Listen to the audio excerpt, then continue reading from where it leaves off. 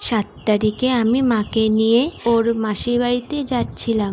মাসির বাড়ি থেকে আমি, বাবু, মা আর মেসো জামালপুরের বাবা বুড়োরাজের মন্দিরে যাচ্ছিলাম, সবাই একসাথে।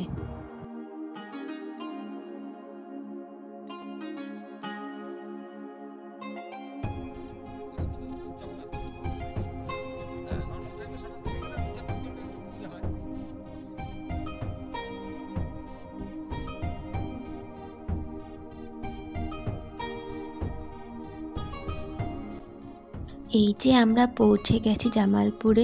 দেখো কত সন্ন্যাসী হয়েছে সবাই। মন্দিরের ভিতরের থেকে আরম্ভ করে রাস্তায় সবাই বসে আছে সন্ন্যাসী হবার জন্য। রাস্তার চারদিকে খাবারের দোকান, ভাজাপুরির।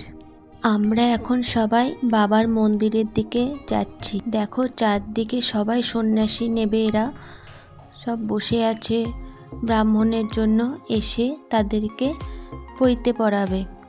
এই যে এটা বাবা বুড়োরাজের মন্দির ঢোকার গেট শুরু হয়েছে। মন্দিরের চারিদিকে দেখো কত সন্ন্যাসী সবাই বসে আছে সন্ন্যাস নেওয়ার জন্য। আমি এই প্রথম দেখলাম, এমন দৃশ্য আমি আগে কখনো দেখিনি। ওই যে দেখো আমার মামনি আর আমার বর, দুজনাই সন্ন্যাস নিয়েছে। দেখো কি হাসি আমাদের দেখে, আমরা ওদেরকে দেখতে গেছি তাই। খুব কষ্ট এই সন্ন্যাসী নেওয়া, আগের দিন থেকে কোনো কিছু না খাওয়া। সবাই দেখে খুব কষ্টও লাগছিল সবাইকে দেখে। বাবু আর মেসো ওদের সাথে কথা বলছে, কখন শুরু হবে, কখন ব্রাহ্মণ পৈতে পড়াবে, কোথায় ঘর নিয়ে আছে, কোথায় থাকবে, কত দূর, সব শুনছিল। আমাকে আর মাকে দেখে মামনি তো খুব মজা পেয়েছে, ডাকছে হাত দিয়ে।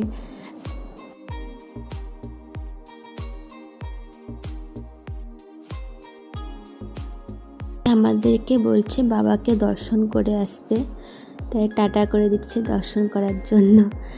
এখন আমরা যাচ্ছি বাবাকে দর্শন করতে, জামালপুরের বুড়োরাজ ভোলা বাবা। দেখো চারিদিকে সন্ন্যাসী আর সন্ন্যাস, কত সন্ন্যাস নিচ্ছে সবাই। ওদের আরেকজন সন্ন্যাস নিয়েছে, ওকে দেখতে আমার এক বন্ধু গৌরের মতো। ফার্স্টে আমি গৌরী ভেবেছি, অনেকটা মতো দেখতে। আবার আমরা বাবার মন্দিরের দিক যাচ্ছি। চারিদিকে ওদের সবার চেনা পরিচিত অনেক আত্মীয়র সঙ্গে দেখা হয়ে যাচ্ছে যারা সন্ন্যাস নিয়েছে। মাগো ভালো করে ছবি তোলো আমাদের।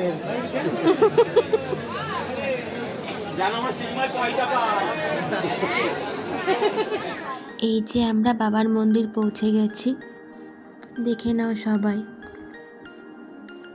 দর্শন করে নাও। মন্দিরের ভিতরে তো আরো অনেক সন্ন্যাস, আমি তো দেখে অবাক, কত সন্ন্যাস হয়েছে চারিদিকে সব মানুষরা। এই যে বাবু আমাকে ডাকছে মন্দিরে আসার জন্য। এই দেখো মেন মন্দির বাবার। সন্ন্যাস হওয়া এখনো শুরু হয়নি বলে মন্দিরে গেট লাগানো ছিল, গ্রিল দেওয়া। আমি ভেবেছিলাম আমি আর মা বাইরে থেকে প্রণাম করে আসবো, কিন্তু ওখানকার যে পুরোহিত সে ডেকে গেট খুলে আমাদেরকে ভিতরে ঢুকিয়েছিল বাবাকে দর্শন করানোর জন্য। তোমরা সবাই, বাবাকে এত সুন্দর আমি ভিডিও করতে পারবো আজকের দিনে আমি ভাবতেই পারিনি। এনারা খুব সাহায্য করেছে আমাকে দেখানোর জন্য।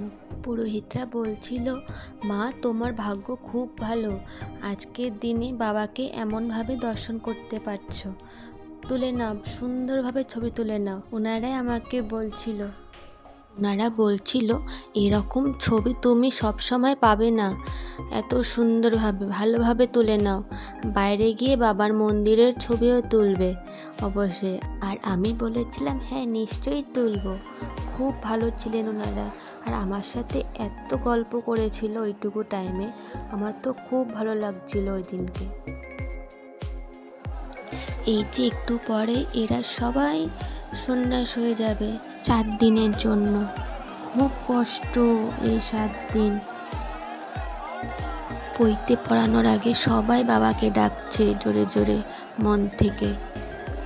এমন দৃশ্য আমি আগে কখনো দেখিনি, তোমরাও দেখে নাও সবাই।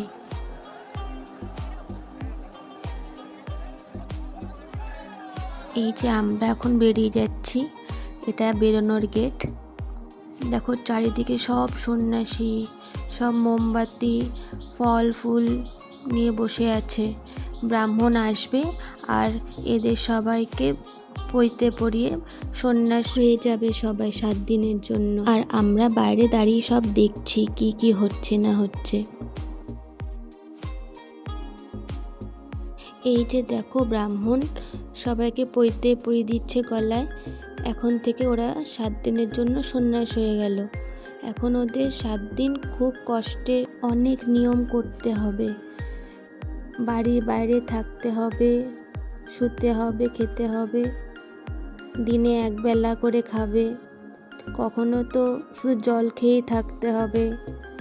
খুব কষ্টের। আমি তো শুনে পুরো অবাক আর দেখছিলাম সবাইকে। দেখতেও ভাল লাগছিল, বেশ নতুন নতুন নিয়ম, আগে কখনো দেখিনি, সব দেখছিলাম সবাই। এই যে সন্ন্যাস হয়ে যাওয়ার পরে বাবার মাথায় জল ঢালার পরে সবাই এখন যে যার যেখানে থাকবে সেখানে সবাই চলে যাচ্ছে। আর আমি অপেক্ষা করছিলাম মামনি আরও কখন বাইরে আসবে বাবাকে জল ঢেলে। আমরা সবাই অপেক্ষা করেছিলাম কখন আসবে ওরা। ওই যে ও চলে এসছে, দেখো কি হাসি, হাত নাড়াচ্ছে আমাকে দেখে। ও তখন একাই আসছিল, ওর একা জল ঢালা হয়েছে, মামনি তখনও হয় জল ঢালা। এই যে আমার সন্ন্যাসী বর, কেমন লাগছে বলো আমার সন্ন্যাসী বরকে সন্ন্যাস হতে দেখে।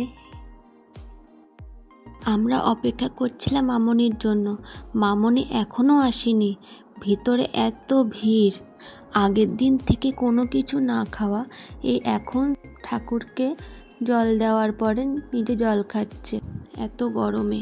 আমরা এখন যাচ্ছি ওরা যে রুমটা ভাড়া নিয়েছে থাকবে সেখানে। এই যে আমরা চলে এসেছি, ওরা যেখানে থাকবে সবাই, এখানে হবিষি করবে, 7 দিন থাকবে, খাবে, 2 দিন নির্জলা উপোস থাকবে। এই যে এতক্ষণে মামনি এসছে ঠাকুরকে জল ঢেলে। এই দেখো মামনিও সন্ন্যাসী হয়েছে। এখন ওরা গুড় জল খাবে, দিয়ে রাত 12টার আগে হবিষি করে খেয়ে শুয়ে পড়তে হবে, আর কিছু খাবে না। পরের দিন আবার সে বিকেলে বাবার মাথায় জল ঢালার পরে আবার হবিষি হবে, খাবে। অনেক কষ্টের, অনেক নিয়ম, আমি শুনেই আর ভুলে যাই। অনেক নিয়ম, 7 দিন ধরে চলবে। শুধু এইটুকুই শুনেছি 7 দিনের মধ্যে 2 দিন না 3 দিন পুরো নির্জলা উপোস, কিচ্ছু খাওয়া যাবে না, খুব কষ্টের। দিয়ে আমরা সব কিছু দেখার পরে এখন আমাদের বাড়ি ফেরার পালা। আমরা বাড়ির দিকে রওনা হচ্ছিলাম, আর এই দেখো ও চলে এসে আমাদেরকে এগিয়ে দেওয়ার জন্য। এই গরমের মধ্যে খালি পায়ে হেঁটে হেঁটে এসছে আমাদেরকে এগিয়ে দেওয়ার জন্য। আমাদের যে গাড়ি রাখা আছে ওই অবধি যাবে।